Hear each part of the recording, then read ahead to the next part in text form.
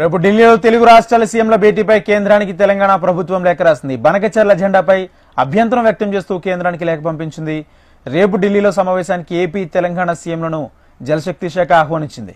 ఇదే అంశానికి సంబంధించి పూర్తి సమాచారం మా ప్రతినిధి ఆర్కే ఫోన్ ద్వారా అందిస్తారు.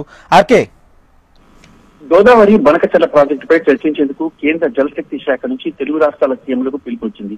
ఈ నేపథ్యంలో తెలంగాణ ప్రభుత్వం రాష్ట్ర కేంద్రానికి ఒక లేఖ రాసింది.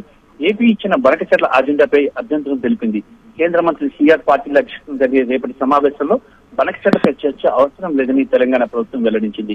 కృష్ణానదిపై పెండింగ్ ప్రాజెక్టులకు అనుమతులను అజెండాగా ప్రతిపాదించింది.